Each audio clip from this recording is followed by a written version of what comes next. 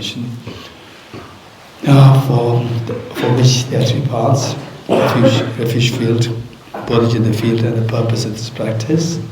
First, the refuge field, which is Buddha Shakyamuni, His Holiness the Dalai Lama, and all the Buddhas and Bodhisattvas in the space in front of us. And how you visualize them, it makes the whole difference. That they are so loving, caring, and embracing.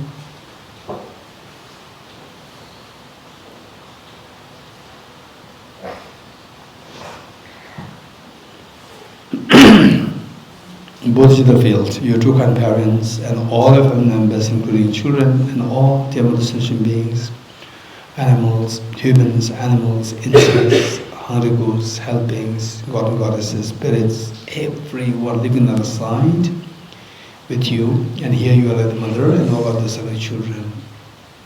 That you are so loving, caring, and embracing to each of these dear mother sentient beings.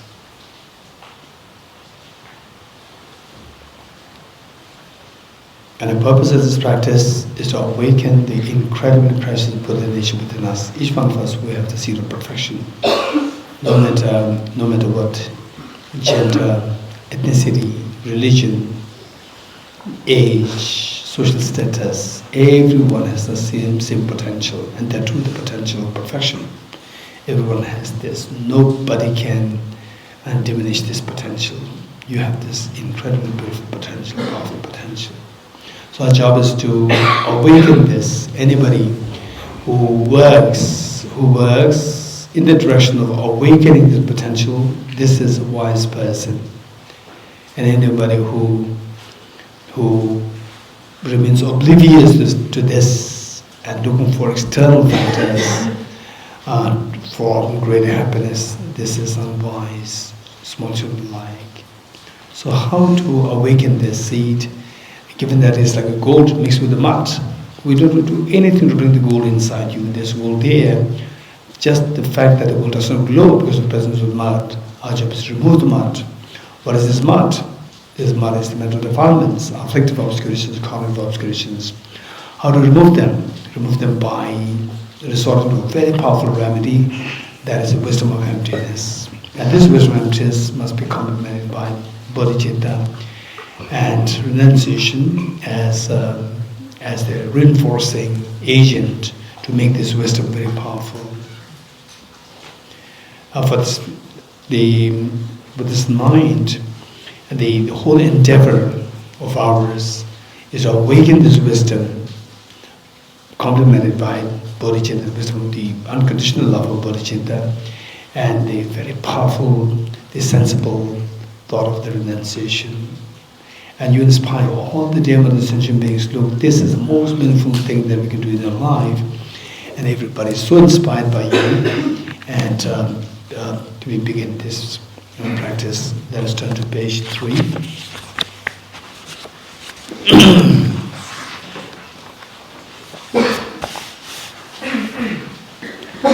And in your great compassion, you taught the Immaculate Dharma to dispel all the worldly views. To you, the Buddha Dharma, I pay homage. And please, and also remember, excuse me, hello, one second. And also remember that as you recite these lines, verses, paragraphs, there are 3 ways of reciting it, don't forget it. Number 1 is where only the words flow, that's it, your mind can be distracted, sleepy, and where the benefit is least. Then words flow and the meaning is reflected. There the benefit, you really get the benefit. What's the benefit? Benefit is to grow your mind, remove the mental defilement, make your mind more stable. So this is what happens only when the meanings are reflected. This for sure. And it doesn't matter who you are. So if you reflect on the meanings, and somebody who knows the meaning so well, these meanings so less, versus somebody who knows the meaning so clearly, and who knows the meaning so less, but trying the best to reflect the meanings. And someone who knows the meaning so well, but the mind is scattered. That person who knows the meaning less, but attempting to think of the meanings, that person reaps more benefit. Because the changes happen more within. Okay. And this with great compassion, you taught the Immaculate Dharma to dispel all perverted views, to you the Buddha with Dharma and pure homage. And this with great compassion, you taught the Immaculate Dharma to dispel all perverted views, to you the Buddha with Dharma and pure homage. And this with great compassion, you taught the Immaculate Dharma to dispel all perverted views, to you the Buddha with Dharma and pure homage. Sangye joda zoge chonamma chanchu pato dane gyapsuji Tage jinso kibe sonamgi dola tenye sangye rukarasho Sangye joda zoge chonamma chanchu pato dane gyapsuji Tage jinso kibe sonamgi dola tenye sangye rukarasho Sangye joda zoge chonamma chanchu pato dane gyapsuji Tage jinso kibe sonamgi Sangye Ruparasho. I go for refuge in Latin to the Buddha, the Dhamma, the Sangha, while my accumulations of practice of giving and so forth may have become a Buddha to control all sentient beings. I go for refuge in Latin to the Buddha, the Dhamma, the Sangha, while my accumulations of practice of giving and so forth may have become a Buddha to control all sentient beings. I go for refuge in Latin to the Buddha, the Dhamma, the Sangha, while my accumulations of practice of giving and so forth may have become a Buddha to control sentient beings. In dependent origination, there is no ceasing, no rising, no knowledge, no permanence, no coming, no going, no separateness, no sameness. I persuade the concept of Buddha, the supreme of all teachers, the one who taught this peace, is free of elaborations. I persuade the mothers of the eras, the bodhisattvas, is here seeking pacification and complete peace, which through the knowledge of paths causes all self-migrations to achieve the end of the world, and through the possession of which helps subdue and expand a variety of teachings. The one who has transformed into the reliable guide, motivated by ultimately benefit sentient. The one who has eliminated the web of conceptualizations and is endowed with the divine bodies of the vast and profound, eternal wishes for the forever noble libraries, to you the Buddha of administration. Inspired by wisdom and compassion, today the Buddha's presence, I tell you about a full awakening for the benefit of all sentient beings. Om Yedharma Hetu Prabhavam Hetum Tejam Datagato Yavatat Tesham Chayo Nirodha Evam Bhati Mahashramanaye Swaha Om Yedharma Hetu Prabhavam Hetum Tesham Datagato Yavatat Tesham Chayo Nirodha Evam Bhati Mahashramanaye Swaha Om Yedharma Hetu Prabhavam Hetum Tesham Datagato Yavatat Tesham Chayo Nirodha Evam Bhati Mahashramanaye Swaha. All phenomena arise from causes taught by the Tathagata, the cessation of causes as well as taught by the great seer.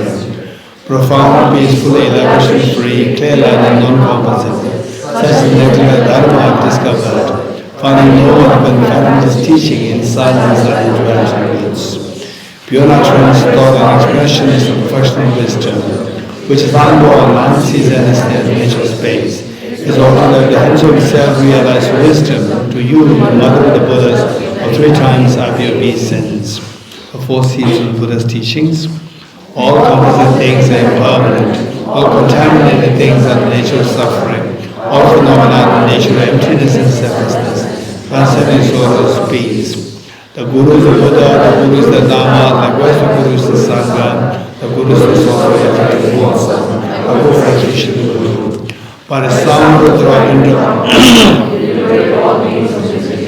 I beseech you to kindly remain and give teachings until the end of the experiment billions of years. The Buddha does not watch the negativities of beings, nor does he remove the miseries by his hands. His spiritual realizations are not transferred to them. It is by teaching the truth of the suchness that the beings are liberated. With folded hands, I beseech the Buddhas of all directions to shine light of Dharma for all other miseries closed. Instructions on parting from the four attachments. If you are attached to this life, you are not a spiritual practitioner. If you are attached to samsara, you are no bodhi-realization. If you are attached to your own self-interest, you are no bodhicitta. And there is grasping with no other view. Okay, now we have to turn to page 14. Praise to Shakti Buddha. As indicated before, the last few days, as we recite particularly these verses, praising the Buddha is not that you praise the Buddha, Buddha is very happy, blessings are given to you. This is not the point. Whether you praise or not, Buddha always embraces all of us with so much love and affection. This is the definition of Buddha. But why do we praise them? It is to look at what are the qualities or the basis of which the Buddha is praised, and see if you have these qualities. If you do have these qualities, rejoice. Rejoice. No, don't say that. Sometimes we tend to be so the humble. Oh, these are not my qualities. These are your qualities. So you have to acknowledge it, but don't boast. Don't become egoistic. So acknowledge that you have these qualities. If you acknowledge there's a joy in you. This joy will make you continue your journey. So it is so important to acknowledge your good qualities. Meanwhile, ego should not be given the space. Ego should not be given rise to because of seeing these qualities. So seeing these qualities, see how to nurture further. Nurture these qualities further. If you don't have these qualities, no doubt you have the seed of these qualities. You have the Buddha nature. Unlike a handful of sand, it is like a handful of sunflower seeds, squeezing of which oil does come. There's a potential for the oil. Each one of us, we have the potential for this perfection, these qualities. So why not identify these? We have the seed, then try to germinate, try to cultivate these qualities. Once these qualities cultivated, see how to nurture them further to go through Gade Para some of the Bodhisattva. Okay, this should be should be how we recite this praise. To the founder, the endowed, transcendent destroyer, the one born beyond, the full destroyer, completely perfected, full of awakened being, perfect in knowledge and good conduct, Sugata, Lord of the world, supreme God of human beings to be tamed, teacher of gods and human beings, to you, the completely and fully awakened one, the endowed, transcendent destroyer, the glorious conqueror, subdued from the Shakti clan, prostrate, make offerings and go for refuge. When the whole supreme amongst humans, you are born on this earth, you pace out 7 strides, then set him supreme in this world. To you, Lord wise, then prostrate. With pure bodies, formed supremely pure, wisdom motion like a golden mountain, filled at places in the 3 worlds, winner of the best, Lord to you are prostrate. With a supreme science, face like a spotted moon, color like gold, to you are prostrate. Just be like you, the 3 worlds are not, incompatible wise one, to you are prostrate. The Savior of great compassion, the founder of heaven all understanding, even the qualities like a vast ocean, to you the Tathagata prostrate. The purity that frees one from attachment, the virtue that frees one from the lower realms, the one power, the sublime pure reality, and the Dhamma that classifies the prostrate. Those who are liberated and also show the power of liberation, qualified with realizations, but according to the moral precepts, to you the Sangha prostrate. Do not commit any non-virtuous actions, perform only perfect virtuous actions. Subdue mind thoroughly, this is the teaching of the Buddha.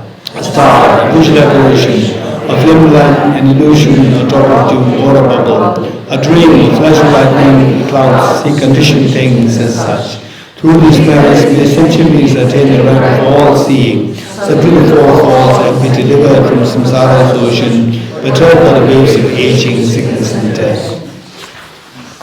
Okay, Heart Sutra. page 29. As we recite the Heart Sutra, remember not to miss 3 points. One, with the background of how the Heart Sutra happened. First point, what is the question asked by Shariputra to Avalokiteshvara? Question number 2, what is the answer response given by Avalokiteshvara to Shariputra? Number 3, what is the benefit if we practice the wisdom of emptiness as taught by Avalokiteshvara in great detail? What benefit?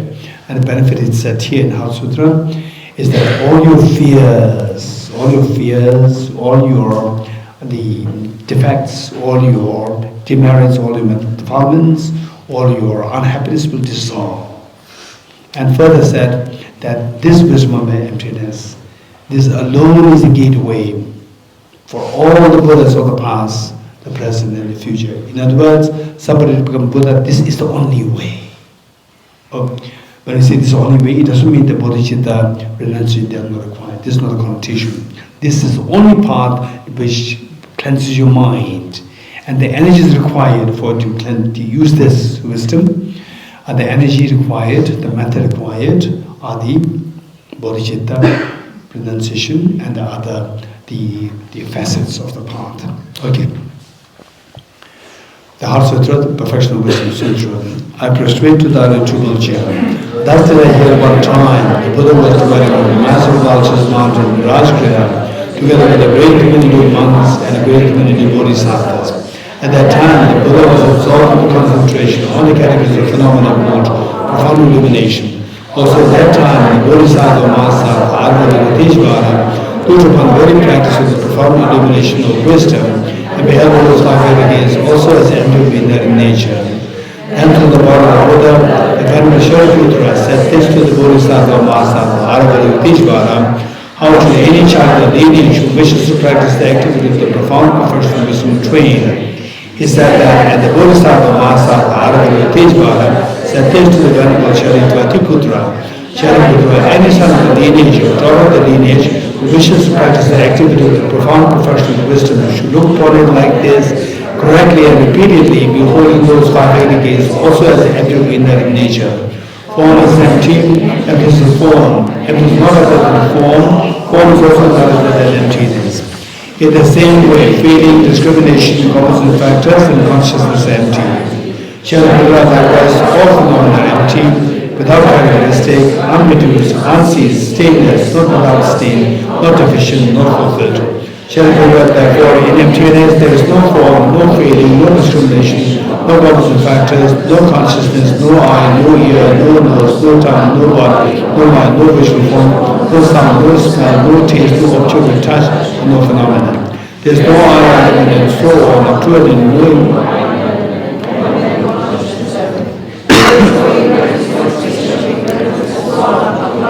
No aging and death, and no similarly, there is no suffering, origination, cessation and path.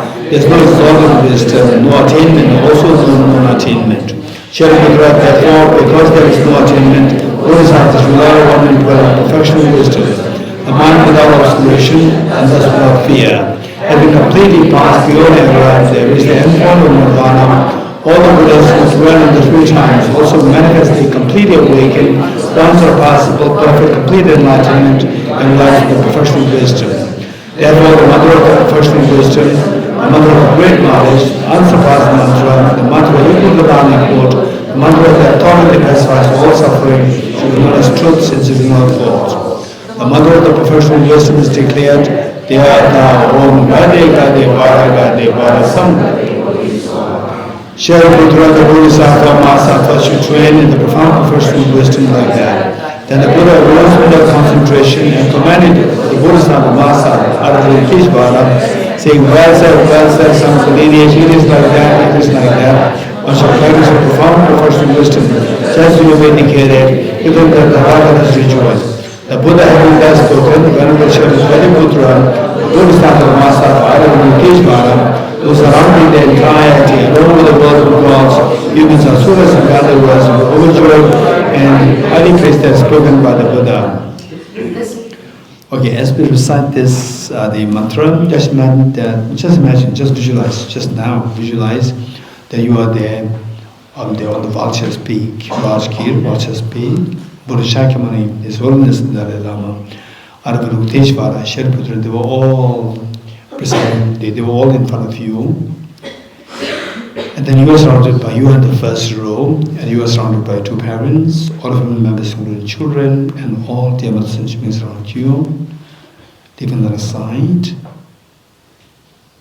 And I imagine that the Buddha Shakyamuni is exhorting us thus: don't remain in the fears of samsara. No need to shed tears over again. Stop it. Come to His ultimate happiness. And you hearing this melodious voice of Buddha Shakyamuni so compassionately taught, you then inform this to all your dear mother sentient beings, including parents, children, everyone, and in fact they are so inspired by what you are informing, and they come to join you in this journey of cleansing the mind, to awaken the Buddha nature and awaken the perfect seed of seed of perfection, to go towards the total fearlessness and infinite happiness.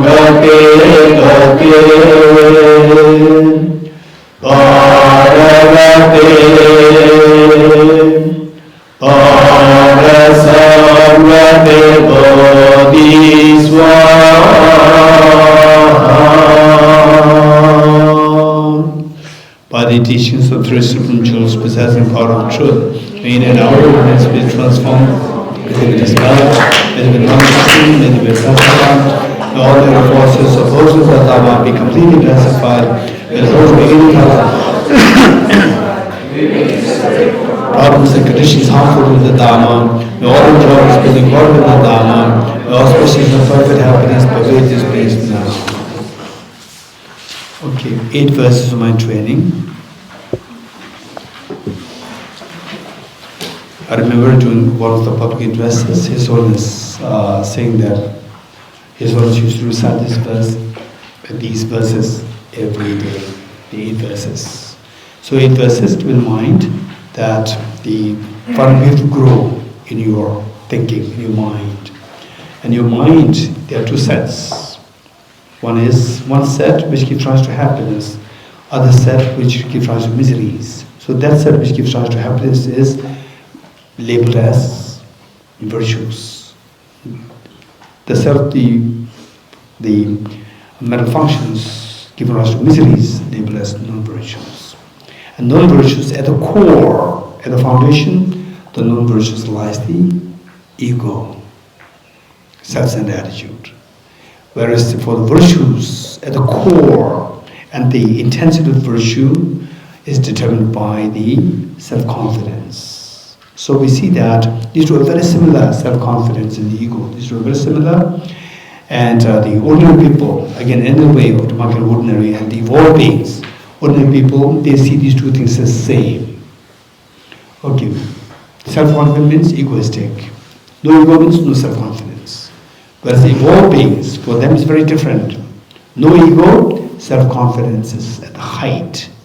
So if you're able to do that, this is an indication of you being very evolved. So we all have the capacity to become evolved. So our job is just to see how to crush the ego and how to boost the self-confidence. So we are never to compromise your self-confidence, but never to give in to the ego. Okay, so here it is primarily to suppress the ego, suppress the anger. These are the factors which make you not grow in compassion. And finally, the whole awakening of Buddha nature happens in the ambience of compassion. So you have to create this compassion. For this, we have to destroy and crush the non-conducive factors, ego, anger, and so forth. And what creates these factors are identified there, and see that you try to go away from these factors which create the anger and the ego, and boost your self-confidence.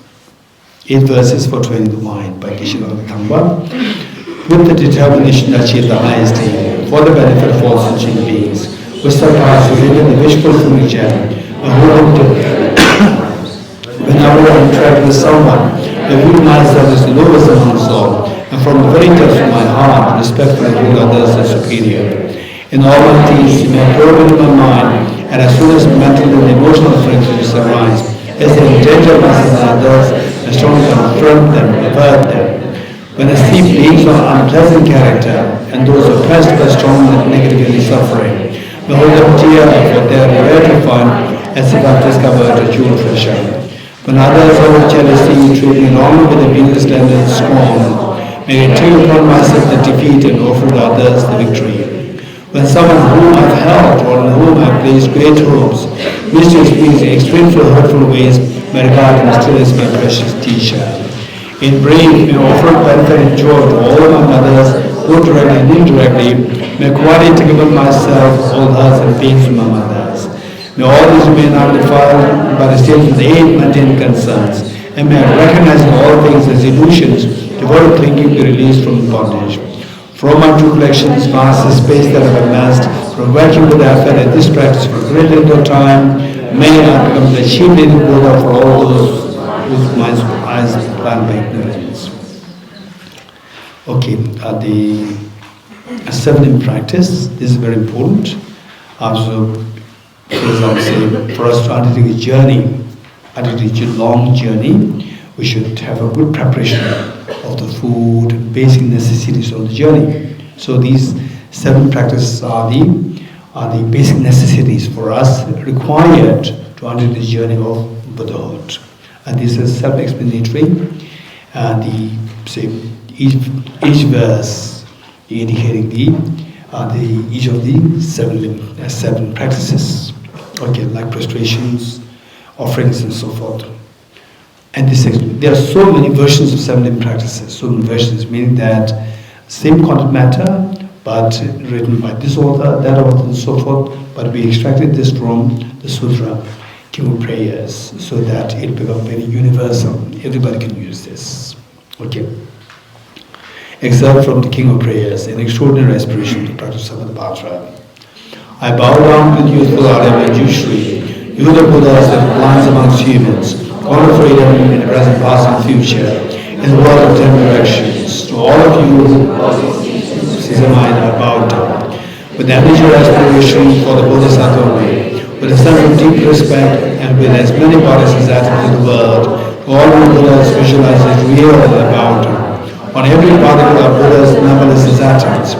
Each of them is a host of Bodhisattvas, and confident the sphere of all phenomena is entirely filled with Buddhas in this way. With infinite oceans of praise for you, and oceans of sound from the aspect of my voice, I sing the breathtaking excellence of Buddhas and celebrate all of you as regards. Beautiful flowers and gardens, sweet music, scent flowers and parasols, sparkling lights and sublime incense offered to you victorious ones, the Buddhas. Fine dress and fragrant perfumes, silver powder heaped high as Mount Meru.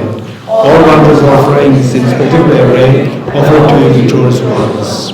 With transcendental offerings, peerless and fast, with profound admiration for all Buddhas, with strength and conviction in the Bodhisattva way, offer and bow down to all victorious ones.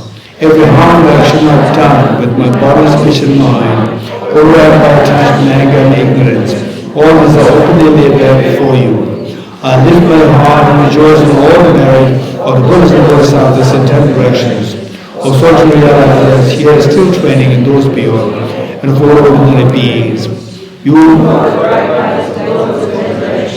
Have attained the Buddha's omniscience through the stage of awakening. All Lord my guides, please turn the Supreme Buddha's Dharma. With palms together, I earnestly request, who you may show us Parinirvana. Please dear Buddhas, for eons and numberless in the world, for the happiness of all wanderers in samsara. Whatever is right merit may be accumulated by practicing.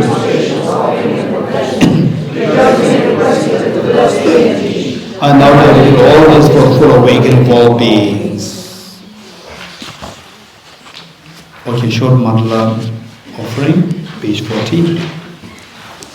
Mandala offering, the idea is that whatever good things that exist in the world, which you own, which you don't own, and which are visible, which are not visible, just visualize. Which are visible, just mentally offer them.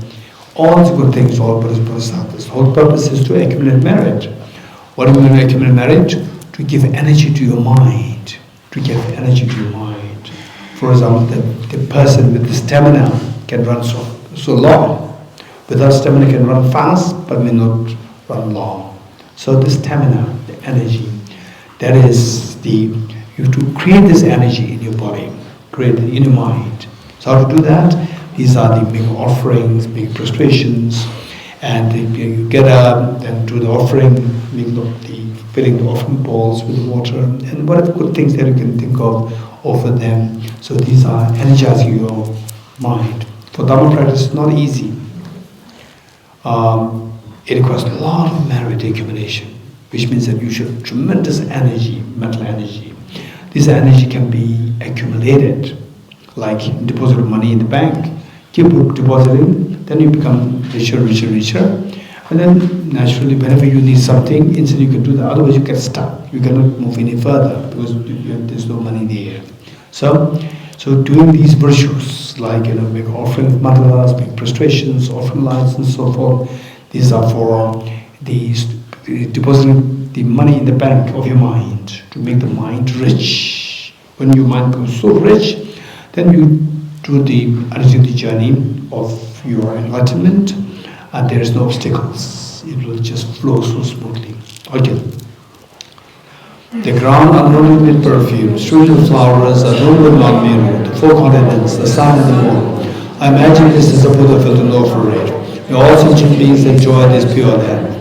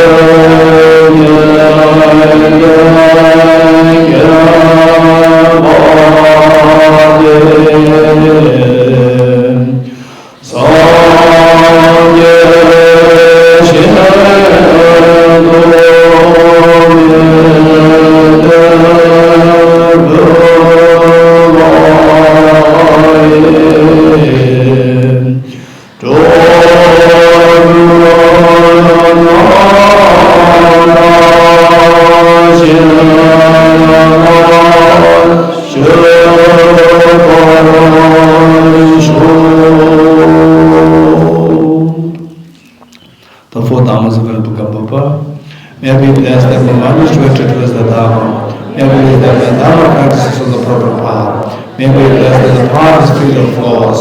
May I be blessed that the flaws are seen as the light of exalted wisdom. The four Dhammas of Venerable Bhikshu Mahasattva, becoming utterly frustrated with an ignorance that grasping true existence, please bless me the genuine renunciation, seeing all aspects of samsara as visually repulsive. Please bless me that my mind overflows with the presence of bodhicitta and cherishes others more than myself. Please bless me that an accurate experience of the wisdom of emptiness that doesn't see even an atom of intrinsic reality on the basis of understanding how things come into being by dependent origination through mere conditioning. Please bless me that my mind stream overflows with the presence wisdom of non-duality of bliss and emptiness. Ilam Guru Ranam Nagam Nirati Amin. So when you say Idam Guru Ranam Nirati Amin, what you do is that you have a gesture or the material set. If you actually have the material set to offer, then in a way, you've offered the whole universe, all the bodhisattvas. Now imagine that you received them back, bodhisattvas, they accept it already, and now they give it back to you, and you receive them back and dismantle this hand gesture, or the mantra is said, by turning that towards your heart. Or idam guru ranam nendelabam niratyami. The idea is that these blessings are the power to activate your Buddha nature. And where is the Buddha nature? And your mind. And this mind, the ultimate residence is this heart chakra. So when you do that, you are activating these heart. Imagine that all these blessings go to this heart chakra, where the mind ultimately resides. That is activated. This clear mind is activated. And you do every day, and of course, all other main thing is your meditation, the study, reflection, meditation, and then alongside make offerings, make lights, and the prostrations, the model offering, and so forth. And then one part of which is to dismantle it, to receive the blessings at your heart. Okay, good. Next, foundation of all good qualities. Next page. This is a roadmap to enlightenment. Up to this point is all preparation, preparing our journey, making preparation for our journey. Now this is the roadmap. After the preparation, then what's the roadmap? You look for the roadmap. Then you practice. Actually, these are all parts of practice, but they have this very specific significance. So this is the road, looking for the roadmap. So precious, extremely precious. In fact, this morning, when I was doing my own practice, when it came to this part, I was just so fascinated. Just 14 verses and reflect on the meanings is so profound. If you can just reflect on this on a daily basis, you can, no doubt you can see that your mind is growing. Wow, it's so precious. So recite the mantras, not sure whether your mind is growing, mantras, we don't know the meaning. Whereas these meanings so clear. And you see that your mind is actually enriched by this. It's so precious. So if possible, whatever you do in the morning, if you do that, what I build daily, that wonderful. This is the wise person's approach. Okay. The foundation of all good qualities by Lama Tsongkhapa. The foundation of all good qualities is a kind and perfect pure Guru. Correct devotion to him is the root of the path. By clearly seeing there's an applying great effort, please bless me to rely on him with great respect. Understanding that the precious freedom of digital birth is only from please bless me to generate a mind that unceasingly, day and night, takes its essence.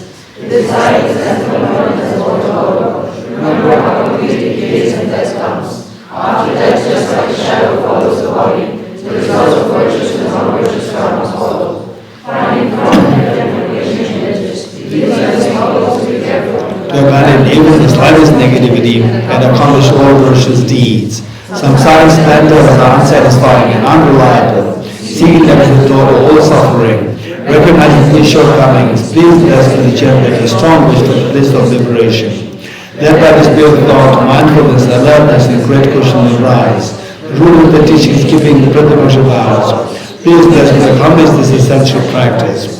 Just as I have fallen into the tears of Samsara, so have all other liberated beings. Please bless me to see this, training supreme bodhicitta, and bear the responsibility for freeing liberated beings. Even after I bodhicitta, I will go practice it 3 times from earlier. I have not achieved enlightenment.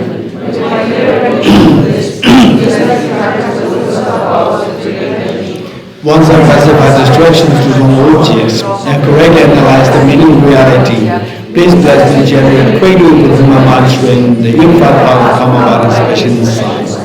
Having become pure vessel by training the general path, please bless me to enter the holy gateway of the 14th ones, the supreme Vajra vehicle. At that time, the basis of accomplishing the 2 attainments is keeping pure vows in Samaya. As I become firmly convinced of this, please bless me to protect this vows and bless it right my life. Then having realized the both of the 2 stages, essence Vajrayana, by practicing with great energy, never give up the 4 sessions, please bless me to generate the Holy Guru. Like that, may the Gurus who show them all paths and the spiritual friends who practice at the long lives, please bless me to pacify completely all our inner hindrances. in our lives, never separated from perfect gurus, enjoy the magnificent Dharma by completing the qualities of the station of the paths, by meditating the state of Vajradhara. Okay, we'll say this Bhikshava mantra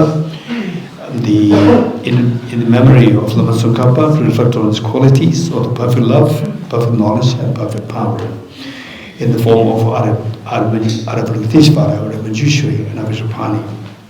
That's the English. You are Aravatishvara, great treasure of non-referential compassion. In Manjushri, master of the fourth wisdom, as well as Avijapani, destroy the rules of demons without exception. Tsongkhapa, crown jewel of the sage and level knows, lost on the top by your feet and make restorations. In fact, the teachings will be greatly used in the Nalanda studies. His teachings are greatly used. Of course, we go back to the Nalanda masters, but then to tease apart the nuances, we heavily depend on Lama Tsongkhapa's interpretation. So therefore, to say the prayers, sing prayer to Lama Tsongkhapa, this will be so beneficial for us. Okay, we'll say this together in Tibetan. We just skip the third line.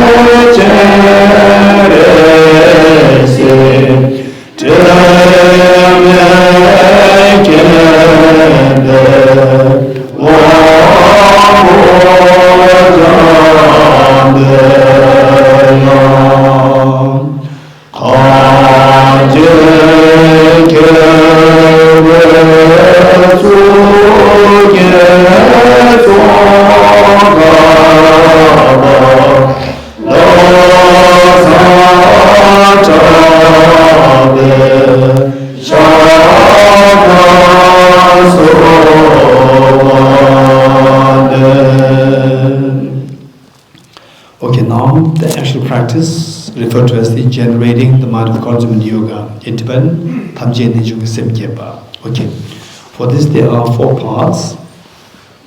One is the single point of meditation, practice of single point of meditation, practice of renunciation, practice of bodhicitta, and practice of wisdom of emptiness, and then taking the astral bodhisattva. Okay, first for the single point of meditation. Yesterday I already gave the instruction, but very quickly. First the body posture. The most important thing is sit upright and eyes not closed. These are the 2 things. Then the next is the focal point. What we're going to focus on is the breath. Just count the breath. Breathe in, breathe out, cycle 1. Breathe in, breathe out, cycle 2. This is what we're going to do for 21 times, 21 cycles. 21 cycles is going to be 1.5 minutes. Then if you think you can do more, then you can go for multitasking. That is multitasking, counting your breath, simultaneously visualizing a tiny dot with nose and upper lip. These two things happen simultaneously. And then number three is identify the errors in the meditation. Two errors.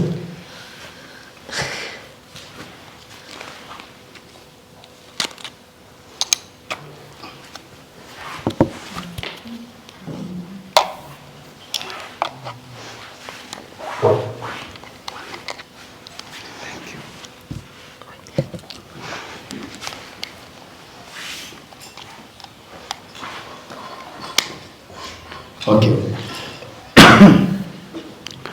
Errors, mental laxity and mental excitement. Laxity meaning inactivity of the mind. Mind becomes sluggish, lethargic, heavy, sleeping, sinking.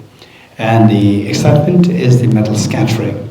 And the two remedies, introspection and mindfulness, is so important that if you go through these two problems, you have to apply the remedies. Without this, it's better not to do the meditation. Okay, ready? 21. The 21 cycles. It's just 1.5 minutes.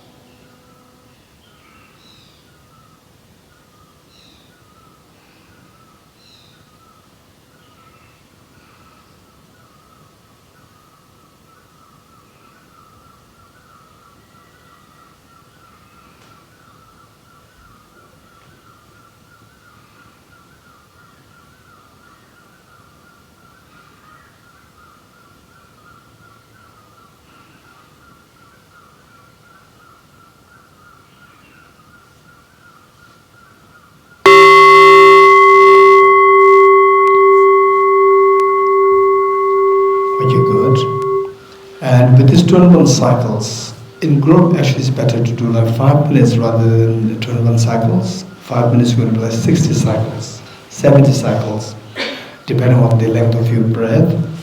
And but whereas when you're on your own, when you do it by yourself, then don't do it for too long, like 5 minutes. Do it like 21 cycles, which is 1.5 minutes. Because as the duration is longer, the quality, you tend to compromise the quality. This is natural tendency. As you've been consistent with this practice, and then you see that you are able to have a very clear, say even the count, the counting the breath is very steady. There's no distraction, and the visualization is also very clear, sustained for 2 months, 2 weeks, 3 weeks. Then you can extend it to 5 minutes. Just by yourself, in your own room, by yourself, you can extend it to 5 minutes. And just see if that works for the next. Again, we see that by extending it to 5 minutes, again, the laxity and the excitement can come. And again, with consistent practice, you're able to sustain this quality of the meditation for the next 1 or 2 weeks, again you can extend to 10 minutes. So don't do like, okay, how long do you meditate? Yes, I do meditation. How long do you meditation? 1 hour, 2 hours. This is totally wrong. It's a disaster. It's a self-destruction. It's not going to do anything good to you. It's just a name for you to impose your ego that I do meditation for 2 hours. You do how long do you meditation? And the 1.5 minutes. What is 1.5 minutes? Which means that this person does not know what is meditation. You getting it? Start with 12 cycles, 1.5 minutes. See if you can sustain the quality. If you can, over the span of 1 or 2 weeks, then you can extend it to 5 minutes in one stretch. Again, see if experientially you can see, then longer the duration, more the likelihood that the mental accident and excitement can come. And if you sustain, again, if you're able to sustain this quality for the 5 minutes meditation, maintain the quality for the next 1 or 2 weeks, then you can extend to 10 minutes. And then with 10 minutes high quality, then you will be in a position to decide on your own how much to extend and so forth, what you got. So next is renunciation. For the renunciation, there are so many versions like loving practice and so forth. So what we do is, in fact, all these things like the loving practice or the 4 detachments and so forth, all this boil down to the same point, boil down to the Buddha's own teachings of the 4 seals. So in group we do the 4 seals. Ready? This is going to be guided meditation, which means that instructions will be given and follow your mind, the follow instructions, your mind should follow instructions and see how you can invoke the respective experiences. And don't try to correlate with the instructions given given to you versus with what you've learned before. You have read something, heard from somewhere else, so don't try to correlate. If you do want to correlate, you can correlate later on after the practice. Okay, so at this point we have to make the most of our being together in this practice.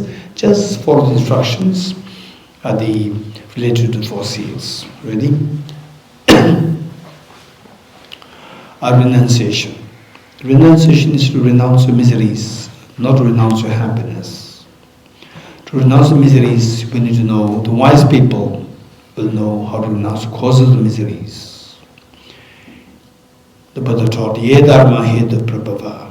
All these phenomena arise from causes and also pertain to Four Noble Truths. The Buddha taught, this is the truth of suffering, this is the truth of the cause of suffering.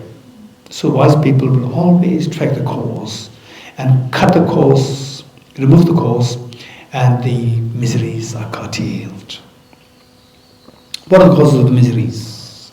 Primarily 4 misconceptions, 4 levels of ignorance. 1, misconceiving impermanent phenomena as permanent. Misconceiving miseries as happiness. Misconceiving impure things as pure. Misconceiving what lacks objective existence to be as objectively existent. These are the 4 main misconceptions of the ignorance responsible for all the miseries. How to get rid of them? Yes, for this the Buddha taught the 4 seals. The first, all composite things impermanent. Composite things which are composed of directional parts, like atoms, electrons, protons, and so forth, and things which are made of temporal parts, and of course things which are made of directional parts, meaning the material phenomena. They should necessarily have both parts, directional parts as well as temporal parts, or parts in space and parts in time. Whereas the mind has the parts only in time, it has only temporal parts, not the directional parts, because it's not physical. Okay, so whatever is constituted of these 2 things, including the person, the self, the mind, the body, the house, the food that we eat, so forth, They are all impermanent in nature. And this impermanence is of two kinds, gross and subtle. It's so important for us to reflect on the gross impermanence, where the Buddha taught, all what gathers will disperse. All what is accumulated will exhaust. All what stands will fall. And all what is born will die. These are the realities. And Jesus Milarepa said, picking up the skull of the mother in his debilitated house. When this mother was there, her son was away. When the son came, the mother is gone. Even if the mother and son would be together, there's no meaning, there's no purpose, there's no meaning there. Better it is for this yogi to live in the mountains for practice, for a greater purpose, awakening. So this is the impermanence. And it's true. 2,200 years ago, this planet did not really have 8 billion human beings. No doubt, like 5 billion human beings. And among these 5 billion human beings, there were people of your age, people who were younger than you, people who were older than you. And they have their own plans. Their parents have so much expectation from the children. And the children, they have so much expectation, the hope for their career. Now where are these people? Whether their career expectations are met or not met, they're all gone. Not even a single person left today. We talk about some enlightened beings, or this saint, that saint, and so forth. But in the visibly speaking, not even a single person, 5 billion human beings, 200 years ago, is alive today. That's fact. And we are not enlightened beings. 200 years later, in the future, it's not that we are fortunate ones, they are the unfortunate ones. No, it's a matter of time. 200 years later, in future, not even a single person out of these 8 billion human beings will be left then. And you have your own so much expectation, young ones, expectation, your careers and so forth. And your parents have so much expectation from you. Whether expectations are accomplished, not accomplished, 200 years later in the future from now, not even a single person will be left there. This is reality. The whole world is going to be inhabited by very different people, different set of generation of people. This is impermanence. And look at anything good that you experience, we see that they perish, they disappear at the end. Cheesecake, we eat it, and the next moment is gone. The moments you eat, and the next moment is gone. Family gatherings is so beautiful, birthday celebration is so beautiful, and after 2, 3, 4 hours you feel tired, everybody disperses. This is what the Buddha taught. All gatherings end up being dispersed. Yes, it's very painful to think about this the gross impermanence, and yet this gross impermanence should necessarily have underscoring subtle impermanence, which is momentariness. Momentariness meaning the change you see over the span of 1 year is possible only if the change is happening in a month's time, in a week's time, in daily, hourly, minute by minute, second by second, millisecond by millisecond, nanosecond by nanosecond. This is reality. How all the composite phenomena, they are marked by the subtle impermanence, momentariness. But when you look at body, when you look at the house, when you look at your friends, you don't see them moving so fast, changing on the nanosecond level. But this is simply the deception to our eyes, optical delusion of our eyes. Our eyes are so gross not to see that. It is only those people who are involved, who are more sensible, who are matured, they think deeper into the reality beyond the optical delusion. So they realize that all composite phenomena, they are marked by subtle impermanence, momentariness. What is subtle impermanence, momentariness like? If you experience this, it's very scary. It's like that you being thrown into a very fast moving train by a stranger. Faster the train moves, more the fear that you have. Why? We don't know where this train is taking us. So naturally, the more fear that we have, we get faster train moves. Okay, the next question, where is this train taking us? Train of our body, train of our mind, train very fast, moving, the world, your friends. Where is this taking me? So this, it depends on the driver. And in our case, the driver is the mind. And if the driver is your mother or the father, no doubt this train will take you to the picnic spot. But if the driver is the demons, terrorists, no doubt will take you to the slaughterhouse. So in our case, the driver is the mind. Unfortunately, this mind is under the dictate of the demons, contaminations, worst of which is the self-grasping ignorance when complemented by self-centered attitude. As long as our mind is contaminated, it will only take us to the miseries. Okay, that's very true. What kind of miseries? Sickness, aging, death, tension, depression, anxiety, and anguish. And one moment of such a misery is good enough to nullify all the past moments of merriments and wonder, celebrations, birthday parties. So one moment of such a disaster, tragedy, the loss of near dear ones is good enough to nullify all the past experiences of joys and happiness. Yes, that's very true. So which means that we continue to shed tears of this sadness, this anxiety, stress, and so forth. When will these miseries come to an end? They'll never come to an end until we exert concerted effort. What kind of effort is required? Okay, so these miseries, to remove these miseries, to stop and end, bring an end to these miseries, we need to know how to bring an end to the cause of miseries. Ye dharma hetu prabhava hetum tesham tadagatu hevatat tesham chayo nirodha evam vadima shramane swaha. The cessation of these miseries, cessation of the cause of miseries as well, is taught by the Tathagata. So, how to bring an end to the cause of miseries? This is the wise person's approach. Okay. So the cause of miseries ultimately lies in self-grasping ignorance. How to get rid of this? Introduce a counterforce. And what is the counterforce?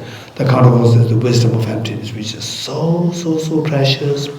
And Thosamling organized this program for all of us, for me to refresh what I've learned from my teachers, and for the young ones, for all of us to learn about this. We are so fortunate. Okay, let's quickly meditate emptiness.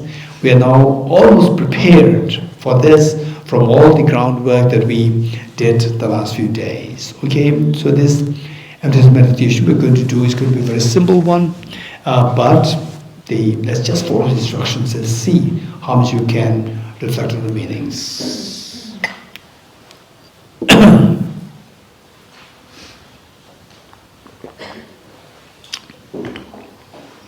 Okay. What are you doing? I'm meditating. What is your body doing? My body is in meditative position. So this meditation of the emptiness of the person, emptiness of yourself.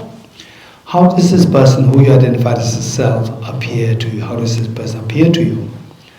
Like a dream, like a movie being projected by the movie projector, or as so objectively there, so independent, that nothing to do with my mind is like the movie projector. Of course, it appears so objectively there. And the belief that this self exists so real, this is known as self-grasping ignorance. And how do you know that this ignorance is not a valid mind? How do you know that? Okay, if the self does exist objectively, remember what Arjuna said. If the mirage were to be water, or not those close by the mirage see water. If the self were to exist objectively, if the self who identifies myself as I were to exist objectively, why don't I see the self as I go closer to this object? Okay, now let us go closer to this object. Going closer to the object is known as ultimate analysis. Let us subject self to ultimate analysis. Subject yourself to ultimate analysis, when you see the self is not there, Doesn't mean the self doesn't exist. It simply means that the self doesn't exist objectively. Because ultimate analysis is looking for to see if things exist objectively. So when the self dissolves, it means self doesn't exist objectively. Self does exist, but subjectively. Okay. So subjective self-ultimate analysis, by going closer to self, initially we see a very thin layer of the skin.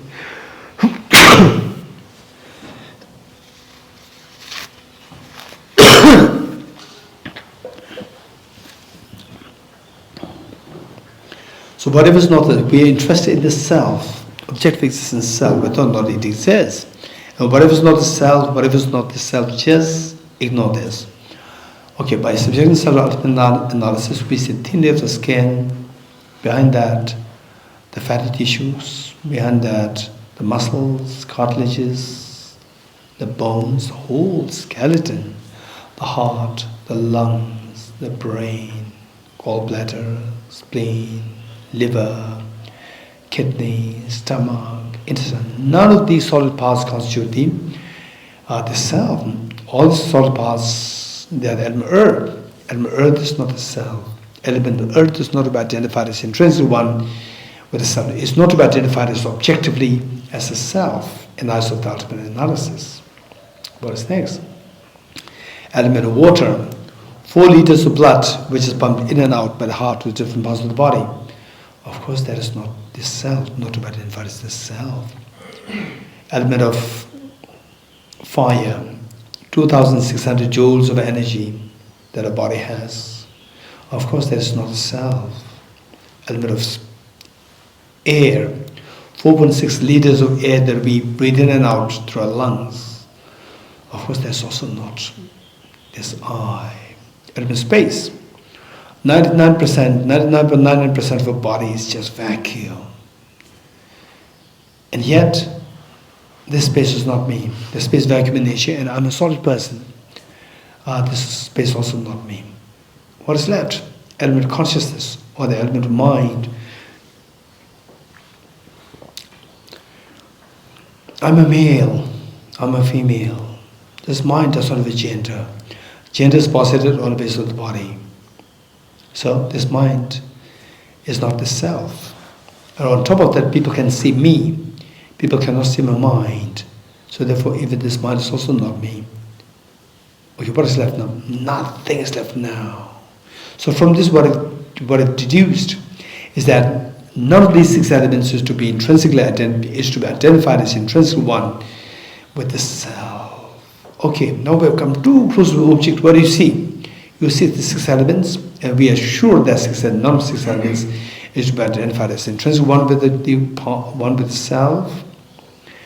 And if the self does still, if you think self exists intrinsic real or object real, remove the 6 elements to see if it exists as other than 6 elements. Remove the 6 elements, what happens? Nothing is left there. So both the 2 possibilities for the self to exist objectively are ruled out.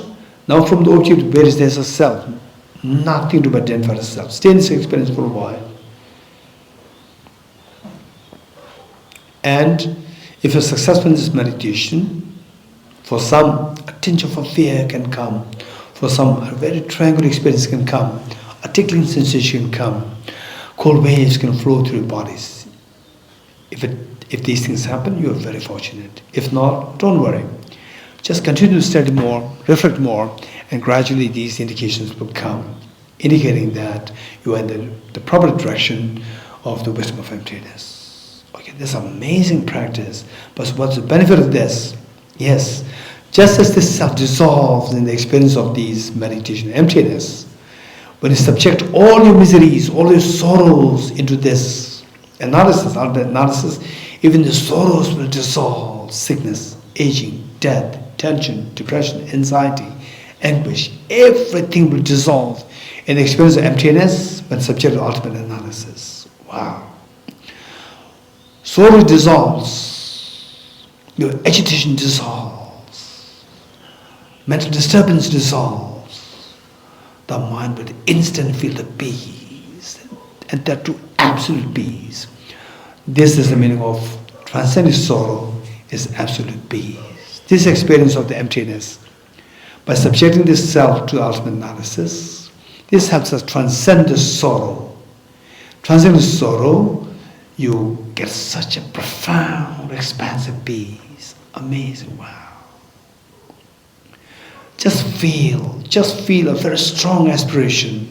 May I be able to experience this absolute peace by transcending sorrow in the experience of this emptiness through subjecting the miseries to ultimate analysis. This is a true meaningful renunciation. Okay, slowly come out of the practice, come out. We'll switch to the bodhicitta practice.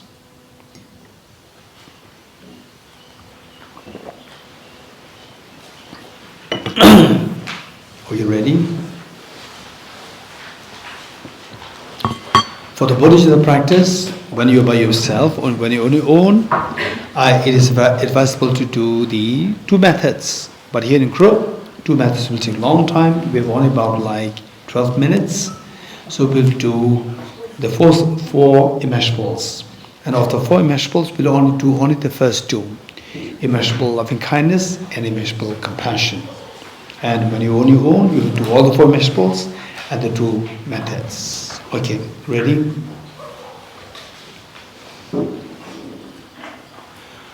Okay, for this compassion, we need so much of support and blessings from all bodhisattvas who embody the ultimate compassion, universal compassion.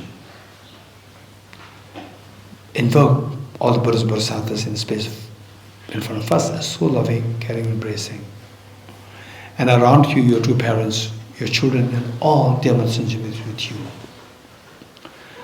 Immeasurable loving kindness. Okay, so when you do only these two, better to do the immeasurable compassion first, followed by loving kindness. And people argue, debate, which which of the two should be done first. In some texts they said the immeasurable kindness. It doesn't matter. You practice. It doesn't matter which to eat first, the rice or the dal. It doesn't matter. The hunger should be removed. So some people they debate. Which should be practiced. You are doing wrong. No, finally the person is not doing at all anything. Do something, and you see that your growth will happen. Compassion growth. That is the purpose. When the growth is happening, whichever order is fine. Okay, immeasurable compassion.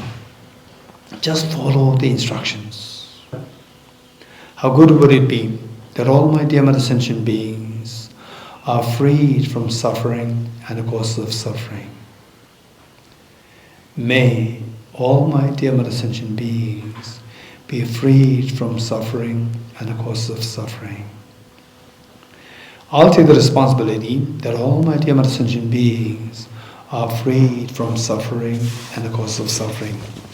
The Buddhas Bodhisattvas witnessing their human is such a courageous commitment.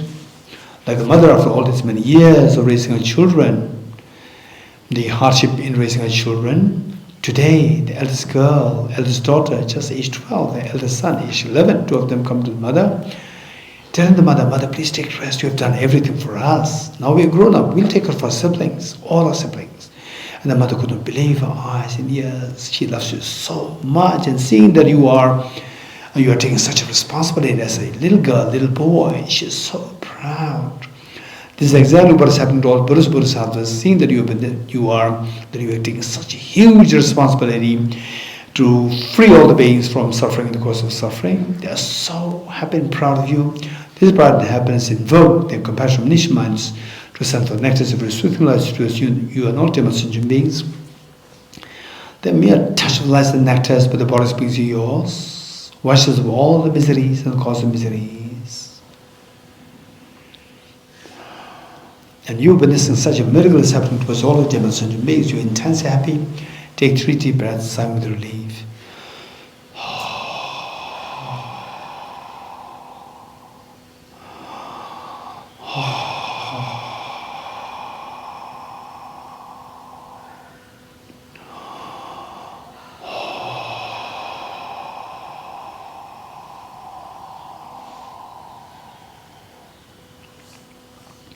Immeasurable compassion, immeasurable loving kindness. How good would it be that all my dear mother sentient beings are endowed with happiness and the causes of happiness. Cause of happiness primarily consisting of the wisdom of emptiness and the unconditional love of bodhicitta, the most fearless wisdom, the most fearless mind, which is the wisdom of emptiness, and the most beautiful mind, which is the unconditional love of bodhicitta. May all my dear Mother Sentient beings be endowed with happiness and the cause of happiness. I will take the responsibility that all my dear Mother Sentient beings are endowed with happiness and the cause of happiness. The Buddhas, Bodhisattvas, witnessing the living is such a courageous commitment, the intense happiness and proud of you. This pride and happiness invoke the compassion of niche minds to send forth nectars of soothing light towards you and all dear Mother Sentient beings. The mere touch of light and nectars with the body's beings yours instills in all happiness and causes happiness in the minds of sentient beings yourself.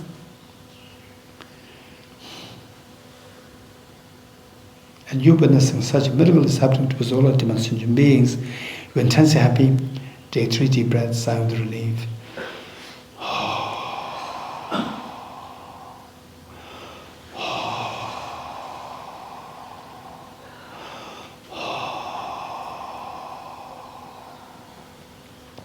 Just abiding this experience of the unconditional love towards all the beings, with folded hands, let us make a bodhicitta commitment together. I will say this line of bodhicitta commitment, and we'll all say this 3 times together.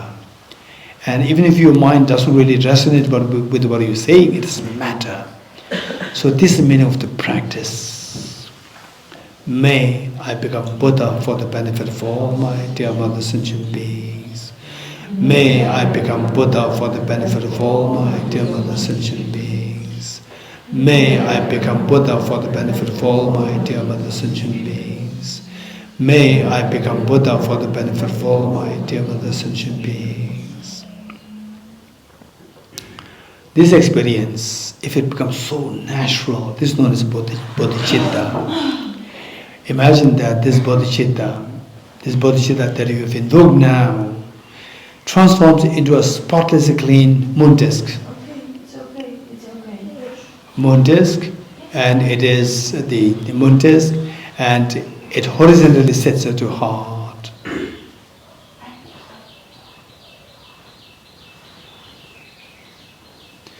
Okay, that's amazing that you made such a courageous commitment to become Buddha for the benefit of all Mother Sentient beings. That's amazing. But how do you know that you can become a Buddha? No matter how much you squeeze a handful of sand, no oil will come out. So how do you know that you can become Buddha? Yes, you're right.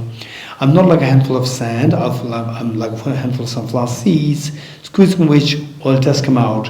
Like I've Buddha nature within me. With concerted effort, the Buddhahood can be manifested. But since time immemorial till now, you have never activated this Buddha nature. How can you know that today you can activate it? Yes, you're right. Since time immemorial, I've been deceived by these 2 demons, self-grasping and self-centered. Today I'm disillusioned by these 2. Now these 2 are no more my friends. These 2 are my demons. I will do everything to exterminate these 2. What are you going to do to exterminate these 2? I will resort to a very powerful remedy. What is that? The wisdom of emptiness. What is the wisdom of emptiness? Okay, let's quickly return the experience of emptiness, which we did as the 3rd seal, as a part of the 4 seals meditation.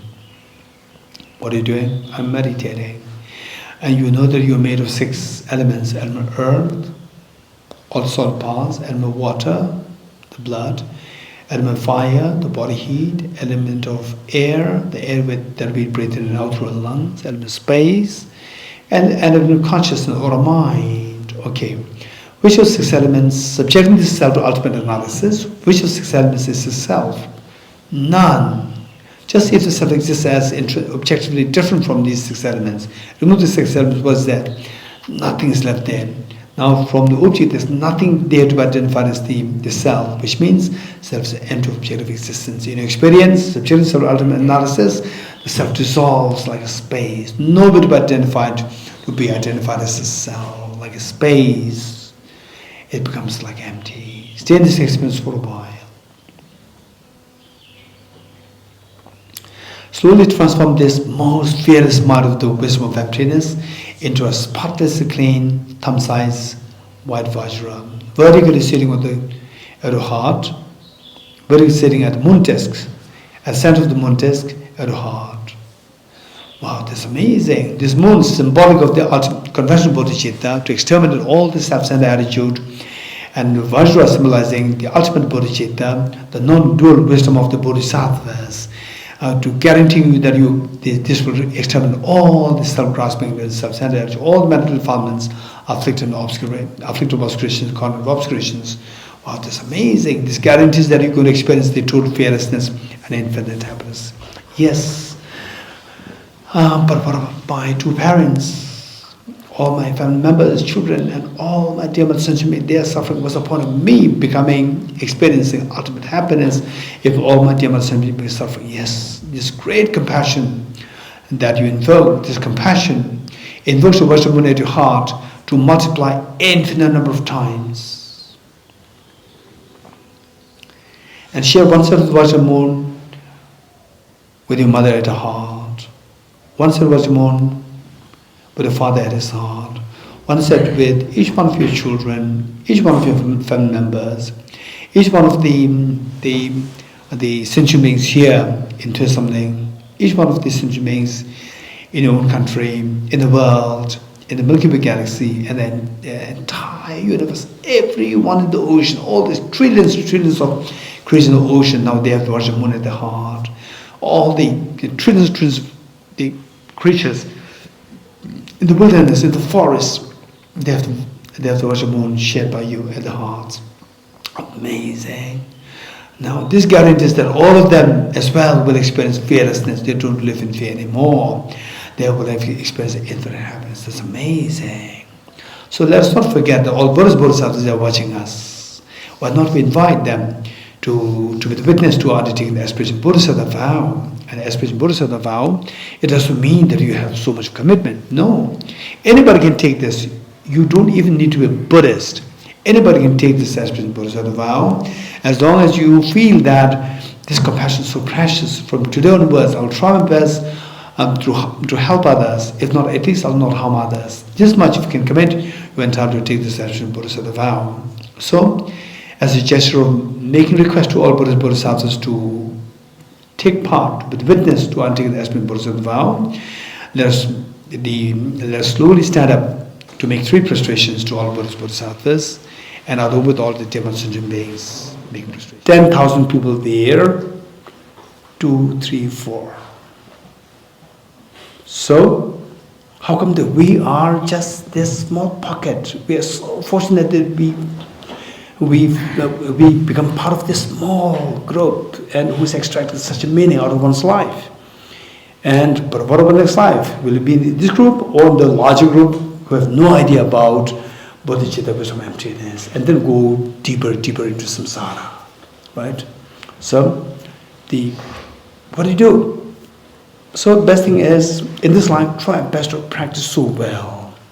So last year, if you have studied physics well, then this year, if it's very easy for you. So likewise, this life, you practice the bodhicitta, wisdom of emptiness so well, next life is very easy for you. This is the logic.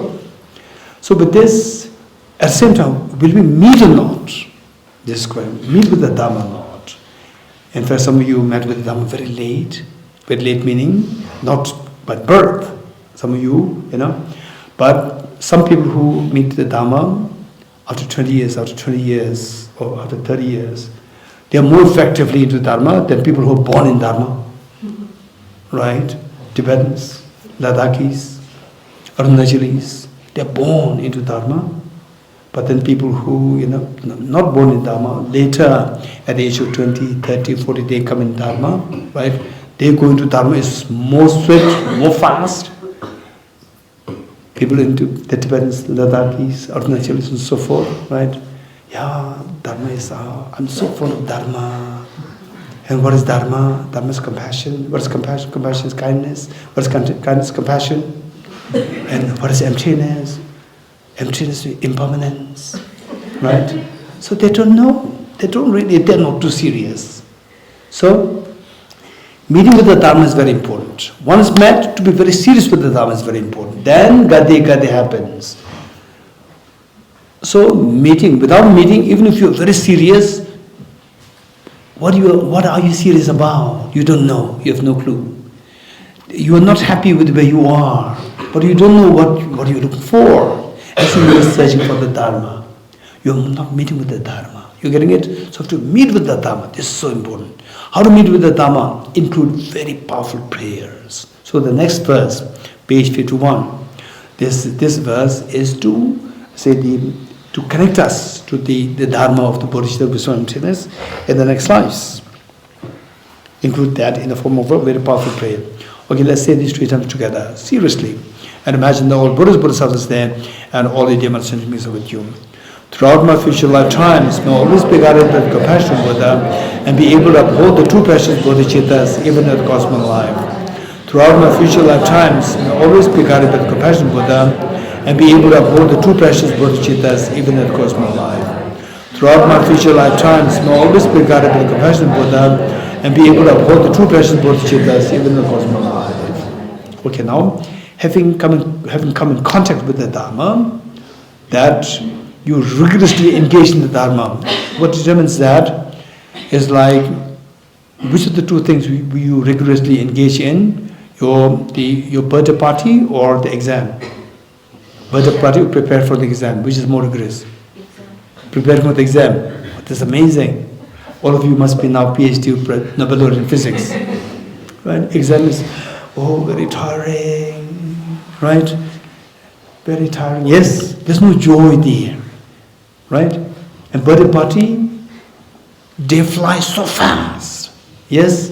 It's so like Shohei never celebrated birthday. Never celebrated. In Thosamling I had. Okay. Or Diwali, New Year, or something when you're a small child. You're getting it? Where there's a joy, there's a rigor there. Where there's no joy, there's no rigor there. So passion. So the next verses, these are to trigger joy in bodhicitta. Trigger joy.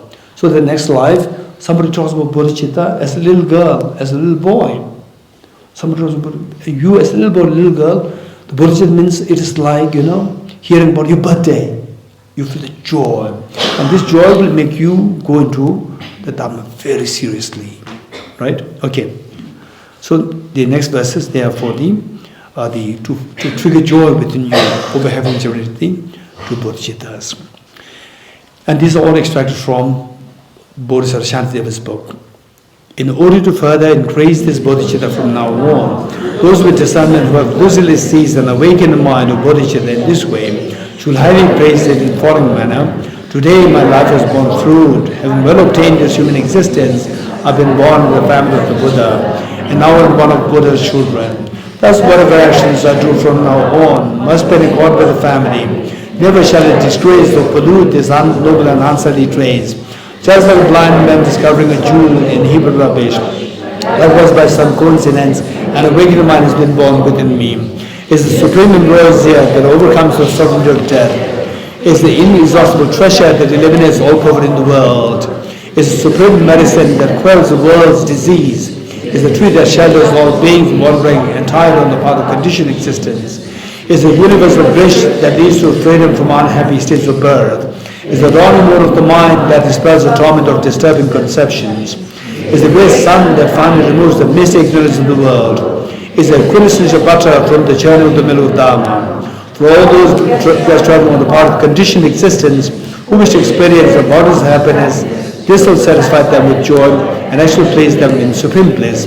Today, in the presence of all the protectors and invite the world to be guests at a festival of temple and ultimate delight, may gods, demigods, and all be joyful.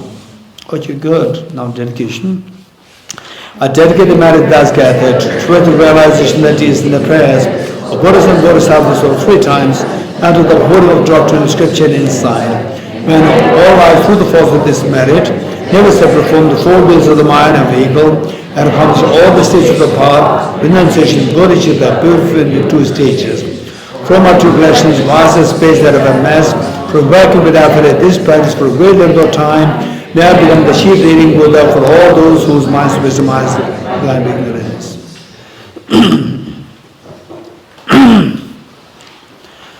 Om Gati Gati Aragati